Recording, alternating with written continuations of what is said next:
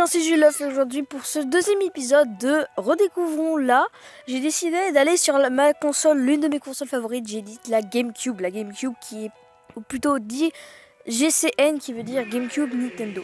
La GameCube est une console de jeux vidéo 128 bits, ce qui est quand même vachement énorme, du fabricant japonais Nintendo, sortie en association avec IPP, NEC et ATI.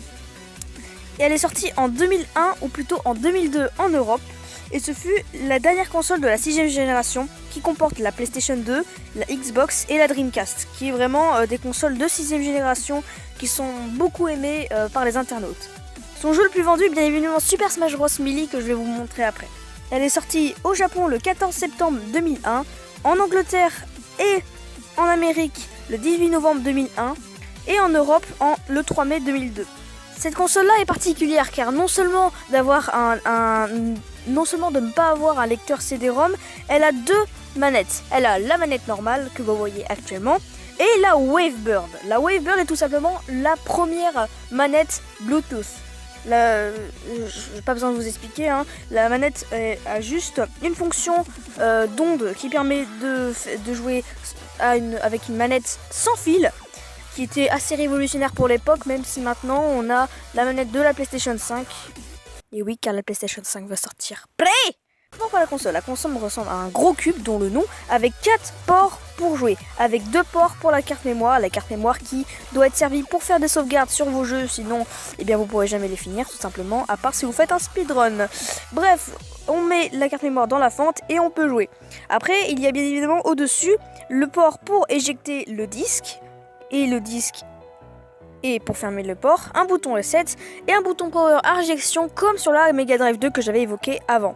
Avec bien évidemment un disque qu'on peut mettre qui ne peut pas lire de disque CD-ROM, mais avec une petite lentille. Comme quoi c'est assez dommage qu'on puisse pas lire de DVD. Mais il y a quelque chose de vraiment très particulier avec cette console là. Bon, déjà avant toute chose, c'est l'une des premières consoles à avoir l'idée de prendre une poignée qui permet de la transporter. C'est assez pratique.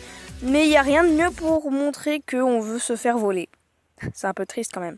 Mais si on regarde bien derrière, il y a plein de câblés. Il y en a un seul qui sert à brancher sur un outil spécial dont je ne me souviens plus le nom.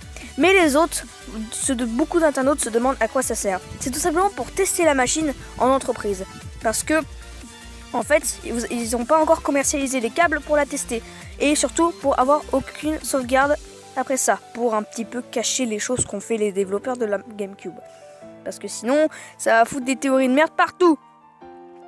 Bref, cette console-là ressemble à un gros cube dont le nom GameCube, qui est une console 122 bits.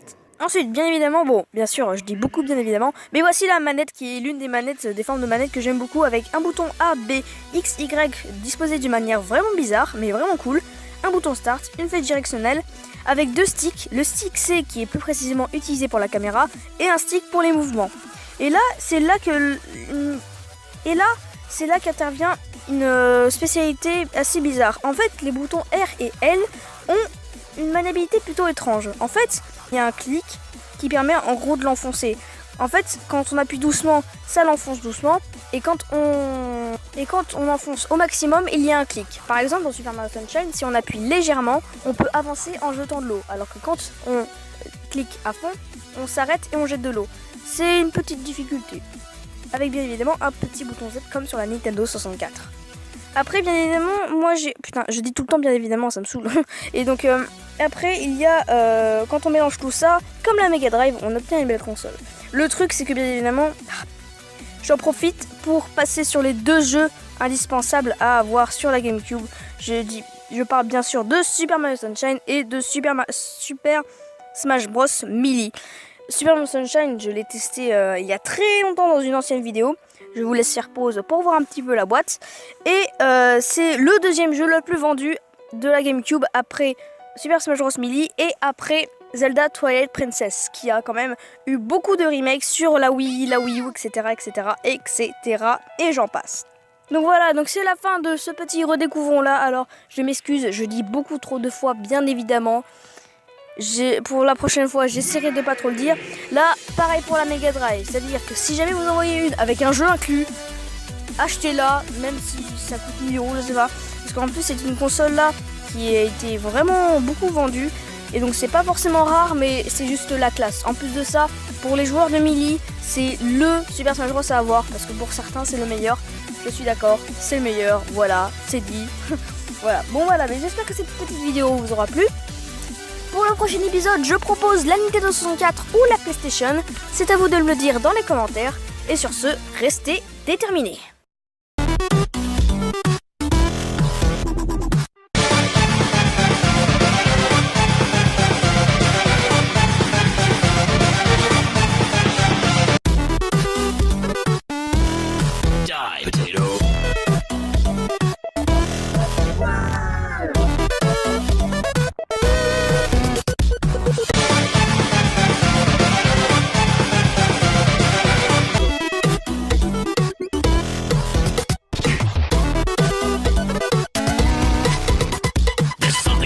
It was pain.